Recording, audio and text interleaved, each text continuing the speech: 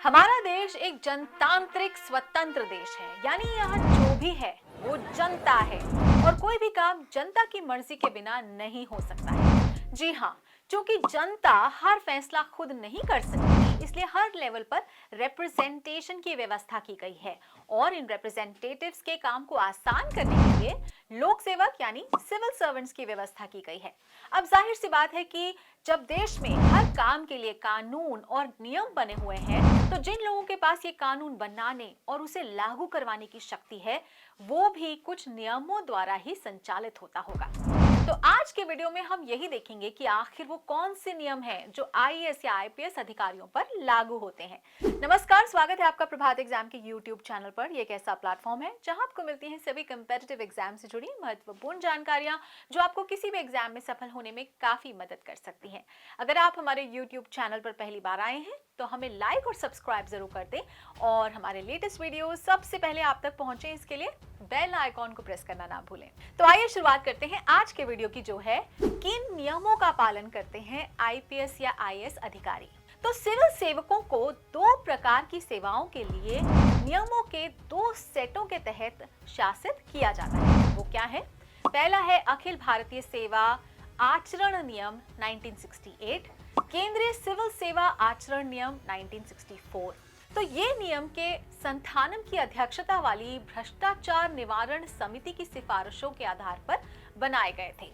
इस समिति का गठन 1962 में तत्कालीन गृह मंत्री लाल बहादुर शास्त्री द्वारा किया गया था। इन नियमों के तहत सिविल सेवकों के लिए क्या-क्या प्रतिबंध हैं, आइए जानते हैं।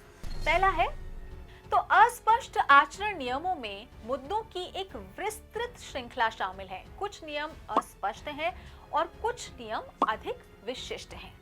तो नियम 3(1) कहता है ऐसा कुछ भी नहीं करेगा जो सेवा के सदस्य के लिए अशोभनीय हो और व्यक्तिगत ईमानदारी का अस्पष्ट विचार देता है। नेक्स्ट इज राजनीतिक तटस्थता। तो नियम 5(1) में कहा गया है कि सिविल सेवकों को राजनीतिक दलों का हिस्सा बनने या उनकी सहायता करने की अनुमति नहीं है, जबकि सदस्य व्यक्तिगत राजनीतिक विश्वास रख सकते हैं।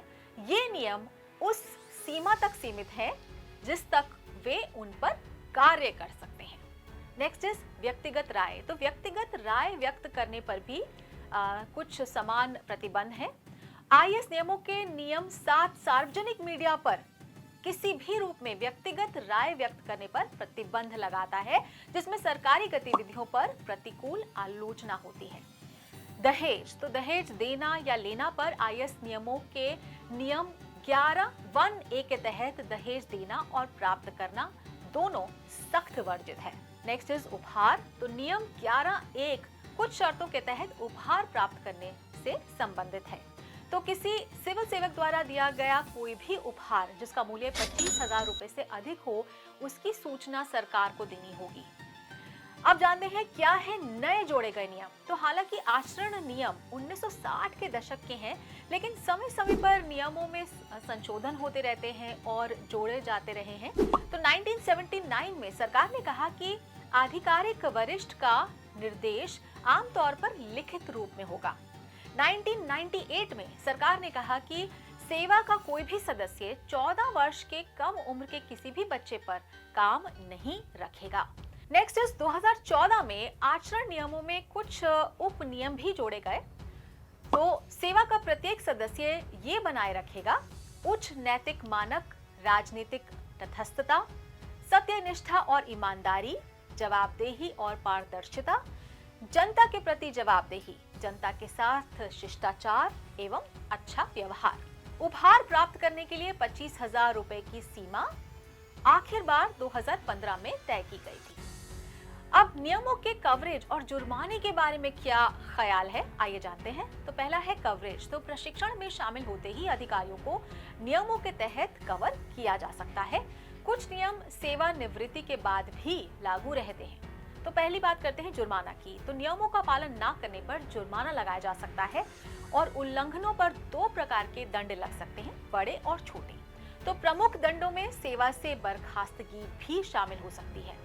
आमतौर पर एक आईएएस अधिकारी का कार्य अपने क्षेत्र में तैनात होने के बाद सरकारी नीतियों को लागू करना है, जो कि एसडीएम, एडीएम, डीएम और विभागीय आयुक्त के रूप में होता है और जनता और सरकार के बीच मीडिएटर के रूप में कार्य करते हुए दैनिक मामलों का संचालन करना है। इसीलिए एक आईएएस अधिकारी से ही योजनाओं और नीतियों के निर्माण तथा उनके क्रियान्वयन की अपेक्षा की जाती है। तो दोस्तों, अगर आपको हमारा ये वीडियो पसंद आया हो तो अपने फ्रेंड्स के साथ भी जरूर शेयर कर लें और अगर आपके पास हमारे लिए कुछ सवाल या सजेशन है तो कमेंट बॉक्स में लिखकर हमें जरूर बता दें। तो जल्द ही आपसे फिर मुलाकात होगी एक नए टॉपिक पर एक नए वीडियो के साथ। देखते रहिए प्रभात एग्जाम।